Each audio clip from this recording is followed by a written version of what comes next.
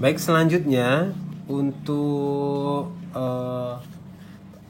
ayat-ayat gharib berikutnya atau hukum gharib berikutnya yang ketujuh adalah nun wiqayah.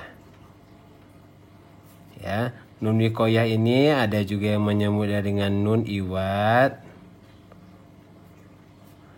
Ada juga yang menyebutkan dengan nun wasol. Ya.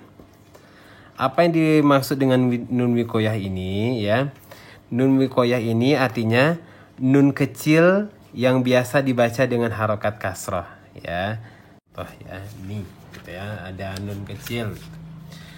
Baik, di sini ustadz-ustadzah sekalian, ya, di Al-Quran Indonesia ini biasanya untuk tanda nun wiqayah ini, tanda nun wiqayah pada Al-Quran kita cetakan Indonesia Indo biasanya langsung dikasih tanda nun kecil, ya, atau langsung dikasih baris gitu ya.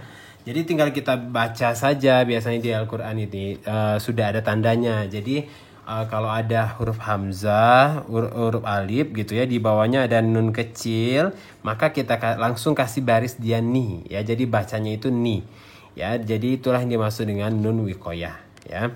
Tetapi dalam Al-Quran cetakan Timur Tengah gitu, cetakan Timur Tengah atau cetakan luar itu tidak tertulis nunnya, ya. Nunnya tidak tertulis, tapi tetap kita baca ni, ya, walaupun tidak ada tulisan nunnya, ya.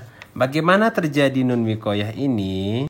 Apabila ada huruf tanwin yang bertanwin ini setelahnya bertemu dengan hamzah wasol, ya, atau setelahnya juga bisa bertemu setelah hamzah ini hurufnya sukun, ya. Jadi apabila ketika huruf bertanwin, ada huruf yang berbaris dua, setelahnya ada hamzah wasol. Hamzah wasol itu biasanya ada hamzah, kemudian ada seperti huruf shad kecil di atasnya kalau di Al-Quran luar, ya.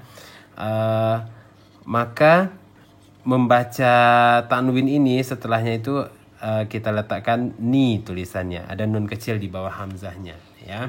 Jadi untuk lebih jelasnya kita akan langsung masuk ke hukum bacaannya atau cara membacanya. Surat di Quran surat Asy-Syu'ara ayat 123.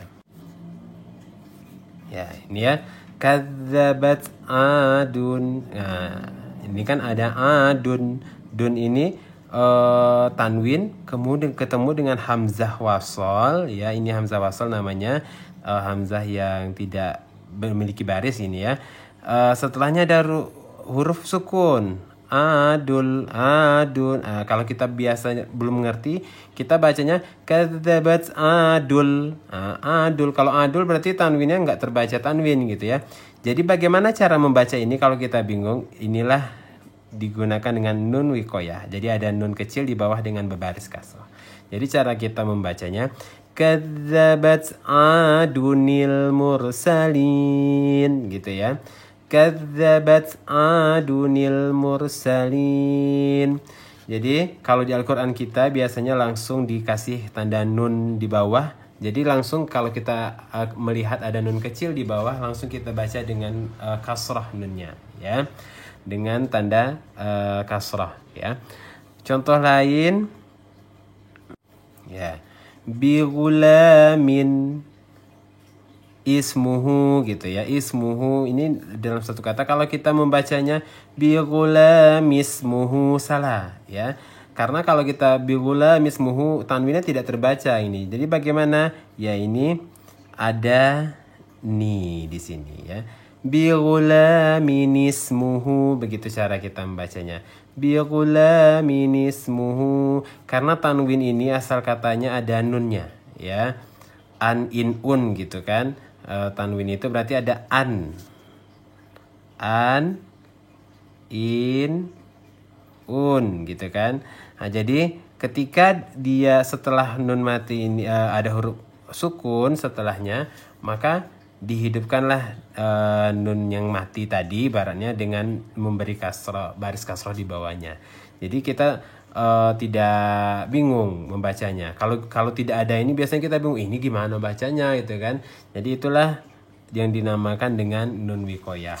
Seperti misalnya dalam surat Al-Humazah juz 30 ya. Wailul likulli humazatil lumazah ya. Lumazah di situ tulis. Bagaimana cara kita kalau kita menyambung bacaan ini? Lumazatinil ladzi, ini berlakulah nun wikoyah di sini kalau kita menyambung bacaannya. Tapi kalau kita berhenti di wailul likulli humazatil lumazah, kalau kita di lumazahnya berhenti, berarti di sini kita mulai dengan alladzi gitu ya. Alladzi jama'ama gitu ya. Tapi kalau kita sambung, maka di sini kita tambah nun wikoyahnya atau kita baca dengan ni di sini ya. Jadi wailul likulli humazatil lumazatinil ladzi ya.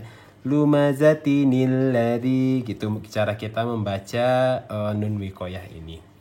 Baik, itu dari pengertian atau cara membaca nun wikoyah.